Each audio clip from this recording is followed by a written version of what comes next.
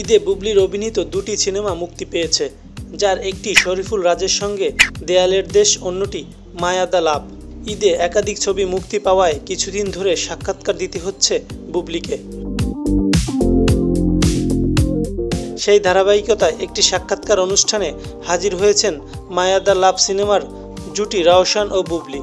সঞ্চালক বুবলির কাছে জানতে চান কেনাকাটা করতে গিয়ে কখনো ডিসকাউন্ট চেয়েছেন কিনা। উত্তরে বুবলি বলেন, বোরকা পরে গেলে ডিসকাউন্ট চাওয়া যায়।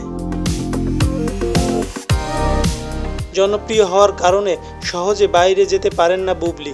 তিনি জানান তার বন্ধুও নেই তেমন একটা, তাই বাইরে গিয়ে আড্ডাও দেওয়া হয় না। রাত বিরাতে বাইরে ঘোরাঘুরিও হয় না বুবলির, বরং সেই সময়টা ইউটিউবে রান্নার ভিডিও দেখে সময় কাটান বলে অনুষ্ঠানে জানান বুবলি।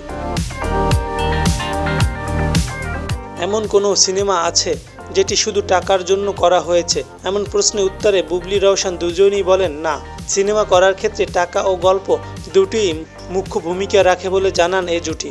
নিজেদের সিনেমা মায়া দ্য লাভ দেখতে গিয়েছিলেন রওশন বুবলি, তবে বুবলিকে পরতে হয়েছিল বোরকা আর রওশন মুখে লাগিয়েছিলেন মাস্ক।